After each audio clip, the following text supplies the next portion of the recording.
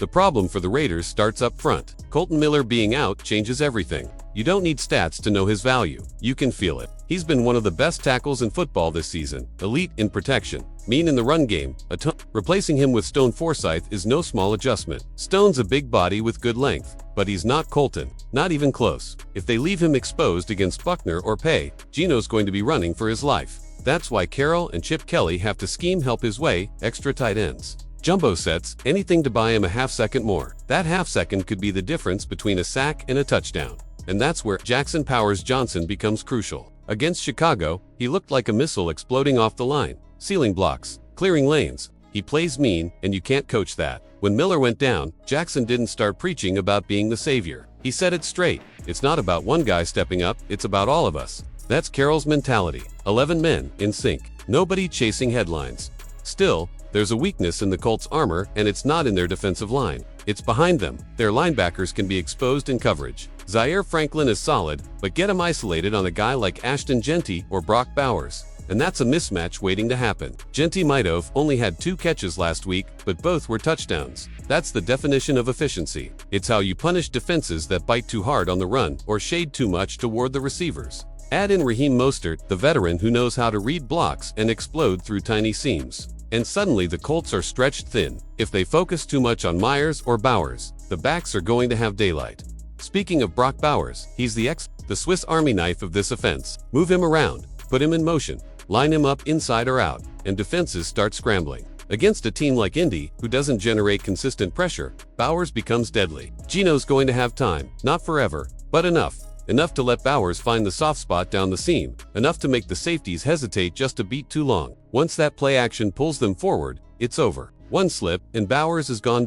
And that brings up something wild. Chip Kelly, in his press conference this week, said the Colts were one of the best teams in the league at preventing explosive plays. That's just flat out wrong. Statistically, they've allowed the second most explosive plays in the NFL through 4 weeks. They're 28th in yards per play allowed. They bend, they break, and they give up big ones. So either Kelly mixed up the numbers or he's trying to play mind games. But make no mistake, Indy gets gashed deep. That's why Carroll's patient game plan makes sense. Pound the rock early. Even if it's 2 or 3 yards a carry, stay with it. Force the Colts to respect it. Because the moment they start creeping their safeties closer to the box, that's when you hit them over the top. That's when you pull the trigger to Trey Tucker, Myers, or Bowers and flip the momentum with one big play.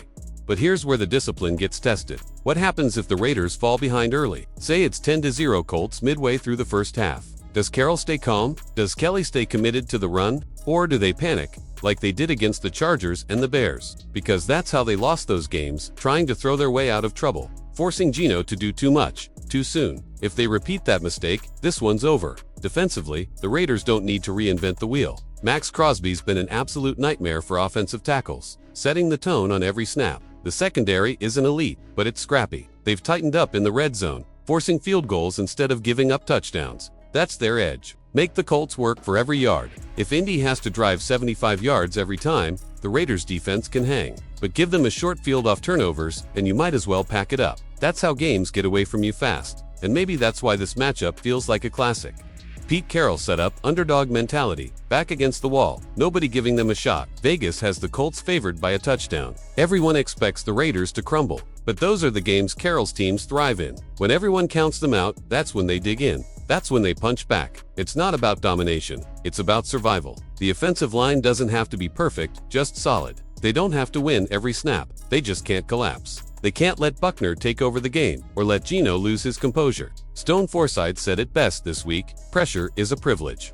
That's the mindset this team needs. It's not about fear, it's about proving you belong. At the end of the day, this game comes down to a simple, brutal truth. Run the ball, even when it's ugly. Protect Geno from himself. Attack those linebackers in space. And give your tackle the help he needs. Stay patient, stay disciplined, and when the cracks finally open, hit them like lightning. That's Carroll football. It's not sexy, it's not headline-grabbing, but it wins. So as the Raiders walk into this matchup, it's not about stats or spreads or who's favored. It's about who keeps their composure the longest, who sticks to the plan when things get messy. Because if the Raiders do, this could be the game that changes their season. But if they don't, if they flinch, if they lose that discipline, it'll be another Sunday full of what-ifs. And now it's your turn. Raider Nation, what do you think? Will Pete Carroll's game plan hold up against one of the league's toughest fronts, or will the Colts expose the cracks early? Drop your thoughts below. Let's debate this out. And if you love deep dive breakdowns like this, make sure to hit that like button, subscribe, and turn on notifications, because here at NFL Playbook Raiders, we don't just talk football, we live it.